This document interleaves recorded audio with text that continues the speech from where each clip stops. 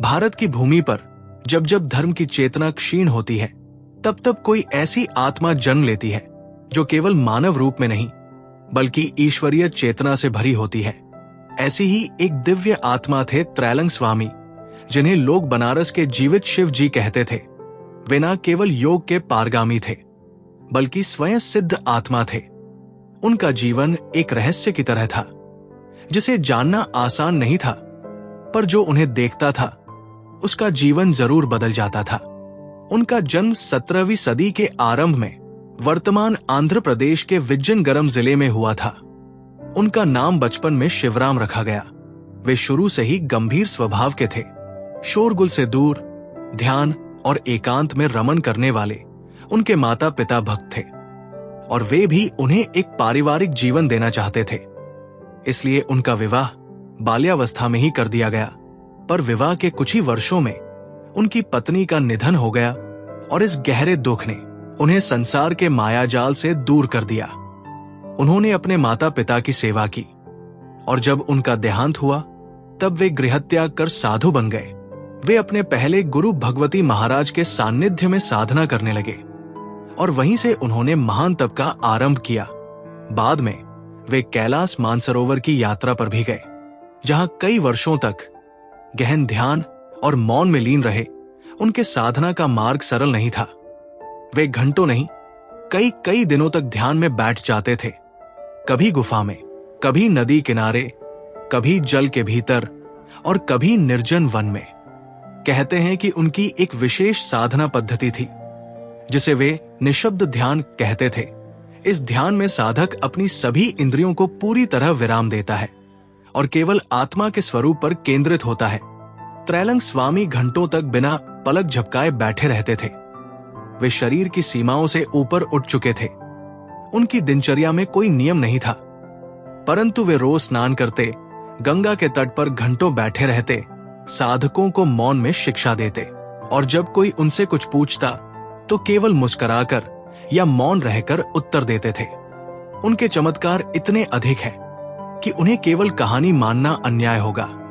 वे बिना भोजन के वर्षों तक जीवित रहे। एक बार बनारस के एक व्यापारी ने उन्हें दूध में जहर मिलाकर दिया, पर त्रैलंग स्वामी ने वो दूध पी लिया और मुस्कुराते हुए बैठ गए। व्यापारी कुछ ही समय में मानसिक संताप से पीड़ित हो गया और फिर उसने उनके चरणों में गिरकर क्षमा मांगी। एक बार एक महिला को झूठे आरोप में समाज ने दोषी ठहराया। त्रैलंग स्वामी ने उस महिला को आशीर्वाद दिया और उसकी निर्दोषता सिद्ध हो गई। गंगा के जल में वे कई बार दिनों तक तैरते रहते, कई बार जल के ऊपर चलते देखे गए। एक बार तो उन्हें वाराणसी के पक्के महल से छत से गिरा दिया गया, पर वे जरा भी आहत नहीं हुए। उनकी वाणी में गूढ़ता थी, पर सरलता भी। वे कहते थे, ईश्वर को मंदिरों में मत ढूंढो, हर जीव में वही परमात्मा है। सेवा ही सच्ची पूजा है। एक बार किसी ने उनसे पूछा कि मोक्ष क्या है, तो उन्होंने कहा, मोक्ष वही है जहां तुम न रहो, केवल ईश्वर रह जाए। वे संप्रदायों और पंथों से परे थे। उनके लिए कोई भेद नहीं था, न धर्म का न जाति का। वे कहते थे कि साधक वही है जो भीतर का आह छोड़ दे और मन को ईश्वर में विलीन कर दे। उनके अंतिम वर्षों में भी उनकी ऊर्जा वैसी ही बनी रही। वे वृद्ध हो गए थे, पर शरीर में कोई थकान नहीं थी। वे अब भी ध्यान में घंटों बैठे रहते थे, अपने शरीर को मिट्टी मानते थे और आत्मा को सत्य। सन 1887 में उन्होंने वाराणसी में अपनी देह का परित्याग किया। उनकी देह को गंगा में प्रवाहित किया गया, पर गंगा की धार में वो देह कई दिनों तक स्थिर रही, मानो जल भी उन्हें विदा देने को तैयार न हो। उनकी देह से सुगंध आ रही थी और आसपास का वातावरण पूर्णतः शांत था। उनके मृत्यु के बाद भी चमत्कार होते रहे। कई साधक कहते हैं कि उन्हें ध्यान में त्रैलंग स्वामी के दर्शन हुए। उनकी समाधि पर जो जाता है उन्हें आज भी एक अलौकिक शांति का अनुभव होता है।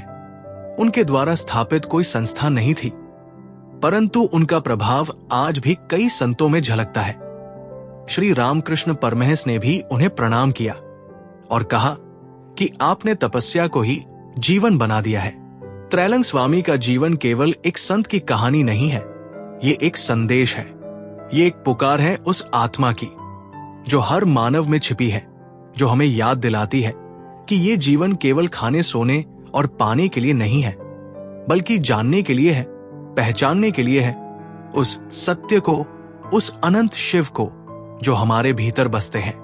अगर त्रैलंग स्वामी की ये कथा आपके अंतर्मन को स्पर्श कर गई हो तो कृपया इस वीडियो को एक बार अपने मित्रों और परिवार तक जरूर साझा करें और हमारे चैनल सुनी अनसुनी सी को सब्सक्राइब करें, क्योंकि यहां हम आपको सुनाते हैं वो कहानियां जो अक्सर अनसुनी रह जाती हैं पर जो आत्मा को छू जाती है।